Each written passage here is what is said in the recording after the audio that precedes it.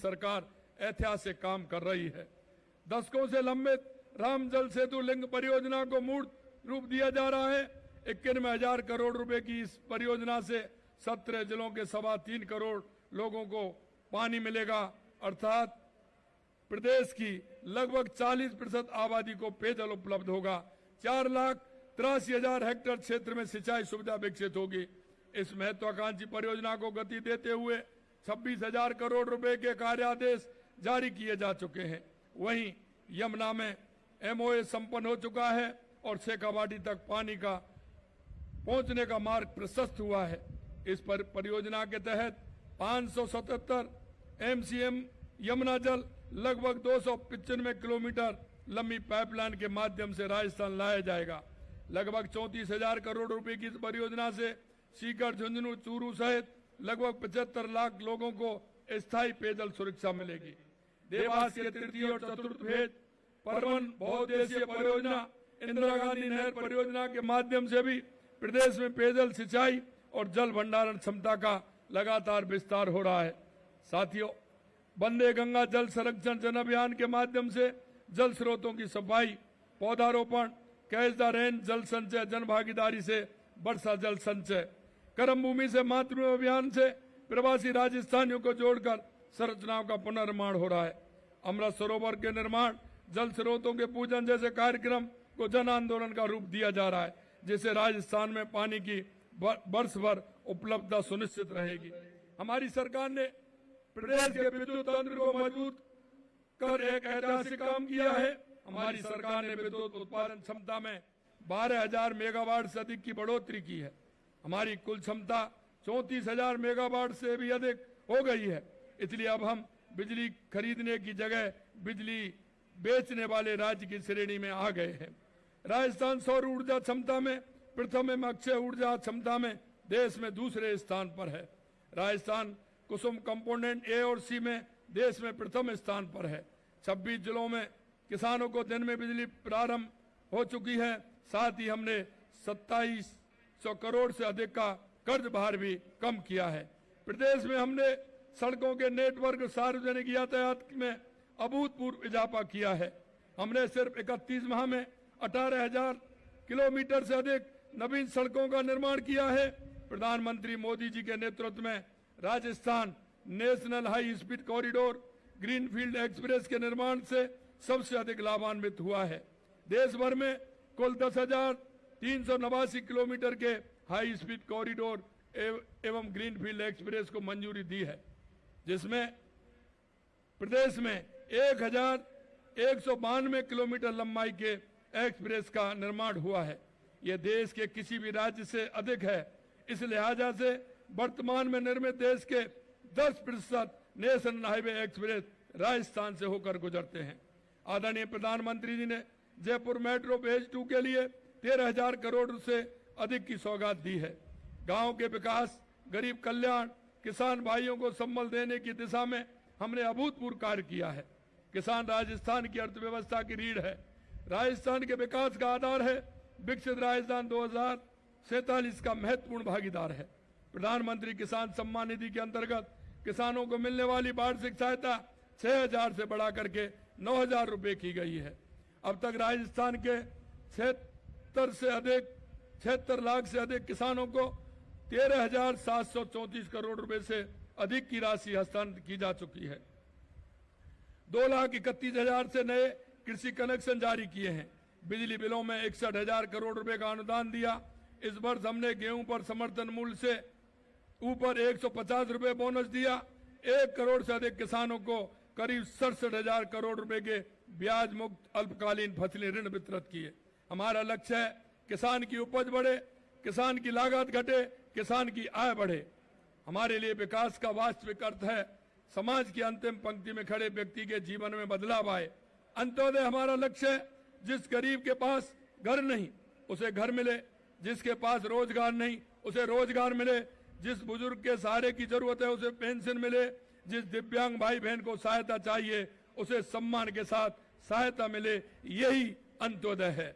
प्रधानमंत्री स्वनिधि योजना के माध्यम से भी हमारे छोटे दुकानदार, रेहड़ी पटरी वालों को आर्थिक रूप से मजबूत किया जा रहा है। इसका करीब 1.5 लाख छोटे व्यापारी लाभ उठा रहे हैं। मुख्यमंत्री विश्वकर्मा पेंशन योजना से भी जरूरतमंदों को लाभ मिला। सामाजिक सुरक्षा पेंशन राशि बढ़ाकर 1,450 रुपए प्रतिमाह करने का निर्णय लिया। पालनहार योजना के तहत 6 लाख से अधिक बच्चों को 3,000 करोड़ रुपए से लाभान्वित किया गया। प्रधानमंत्री आवास योजना ग्रामीण के तहत 3,82,000 आवास पूर्ण कराए जा चुके हैं। हम गुमंतु, अर्ध गुमंतु, विमुक्त आवासहीन परिवारों एवं बीपीएल परिवारों को अब तक 2,67,000 से अधिक पट्टे जारी कर चुके हैं। राजस्थान में खाद्य सुरक्षा में 1 करोड़ नए नाम जोड़ने का ऐतिहासिक कार्य किया गया है। भारत की शक्ति, बड़ी शक्ति युवा शक्ति है। देश की 65% से अधिक आबादी 35 वर्ष से कम आयु की है।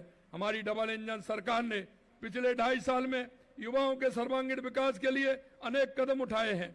हमने युवाओं को खेल, शिक्षा, कौशल विकास और रोजगार के अवसर से जोड़ने के लिए मुख्यमंत्री युवा सहयोग पोर्टल शुरू किया है। हमारी सरकार ने के द्वारा 410 परीक्षाएं बिना किसी पेपर लीक के आयोजित की जा चुकी हैं। 1,78,000 से अधिक पदों पर नियुक्ति दे चुके, जबकि 1,32,000 से अधिक पदों पर भर्ती प्रक्रियाधीन है। वहीं 70,000 से अधिक पदों पर भर्ती की तैयारी की जा रही है। निजी क्षेत्र में भी 4.5 लाख रोजगार दिए हैं। हमारी सरकार ने युवा नीति जारी की है, जिसके माध्यम से हम अपने युवाओं को रोजगार मांगने वाले के स्थान पर रोजगार देने वाले बना सकें। नारी शक्ति के बिना विकसित राजस्थान की कल्पना अधूरी है। हम चाहते हैं कि राजस्थान की महिला केवल परिवार की जिम्मेदारी संभालने वाली नहीं, बल्कि परिवार की आर्थिक शक्ति और उद्यमिता की पहचान बने। हमारी सरकार ने लाड़ो प्रोत्साहन योजना में 7 किस्तों में 1.5 लाख रुपए की प्रोत्साहन राशि का प्रावधान किया है। कालीबाई भील महिला संबल शिक्षा योजना के तहत 1 लाख से अधिक महिलाएं बालिकाएं निःशुल्क माध्यमिक और उच्च माध्यमिक शिक्षा प्राप्त कर रही हैं।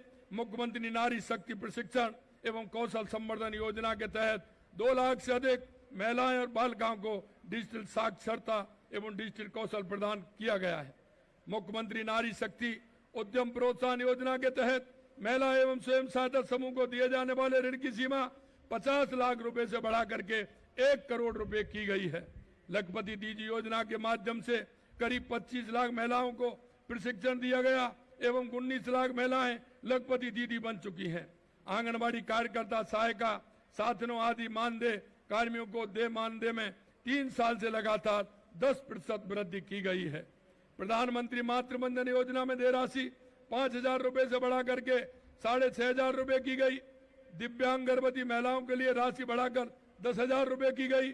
माँ बाउचर में सोनोग्राफी के लिए 4,82,000 कूपन जारी किए गए हैं। हमारा लक्ष्य है हमारी बेटियां पढ़ें, बहनें आगे बढ़ें और विकसित राजस्थान बनाने के संकल्प में कंधे से कंधा मिलाकर चलें। सुशासन सरकार का असली मूल्यांकन है। इस बात से होता है कि उसकी सेवाएं आम नागरिक तक कितनी आसानी और सम्मान के साथ पहुंचती हैं। हमारा प्रयास है कि विभिन्न सरकारी सेवाएं एक ही स्थान पर समयबद्ध तरीके से उपलब्ध हों। नागरिकों को कार्यालय के चक्कर न लगाने पड़े, समस्याओं का मौके पर समाधान हो, आवेदन और शिकायतों का त्वरित निस्तारण हो और सरकार की सेवा आम आदमी के जीवन को सरल और सुगम सम्मानजनक बनाए। इसी सोच के साथ हमारी सरकार कई नवाचार कर रही है। ग्रामीण शहरी सेवा शिविरों के आयोजन किया जा रहा है। इन शिविरों का उद्देश्य मौके पर समाधान देना, नागरिकों की समस्या का तुरंत निस्तारण करना, उनके जीवन को अधिक सरल, सुगम और सम्मानजनक बनाना। ग्रामीण राजस्थान की तस्वीर बदलने के लिए ग्रामीण विकास चौपाल आयोजित कर किसान, मजदूर, महिला, युवाओं से सीधा संवाद किया जा रहा है।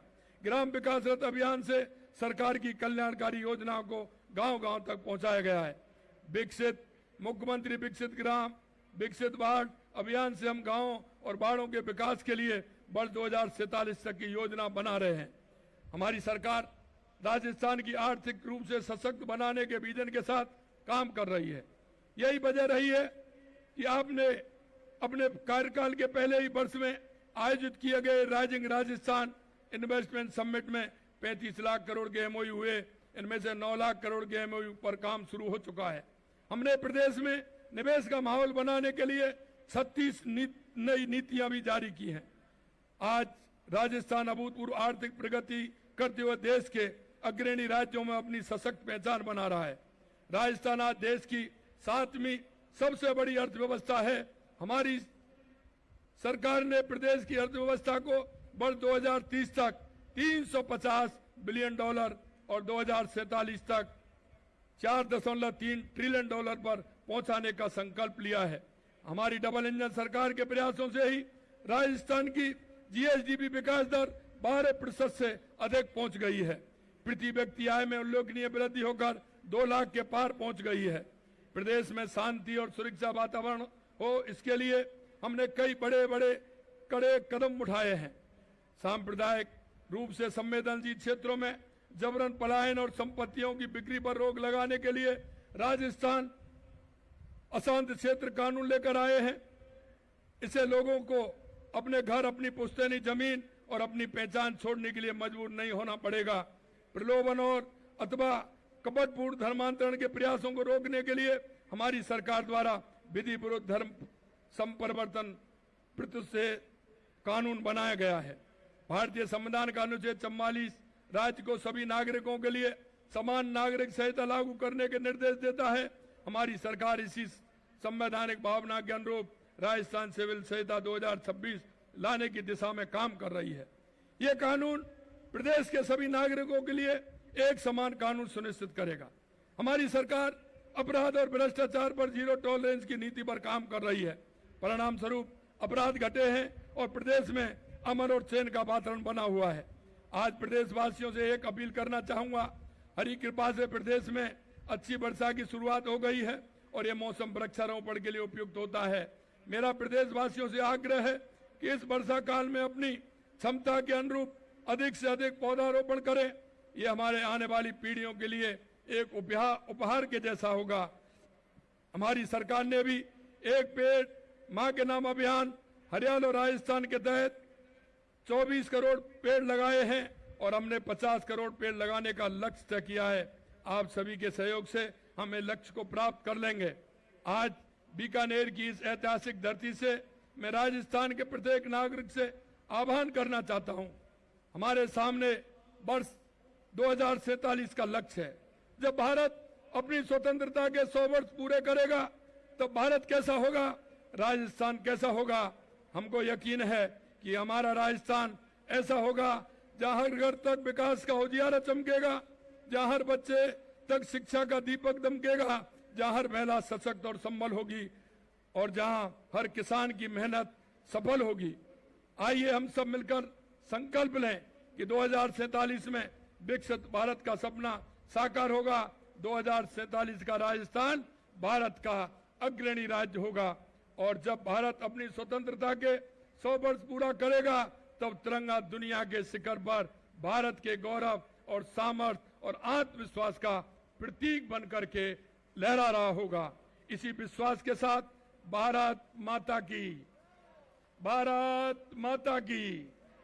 वंदे वंदे। जय हिंद, जय भारत, जय राजस्थान।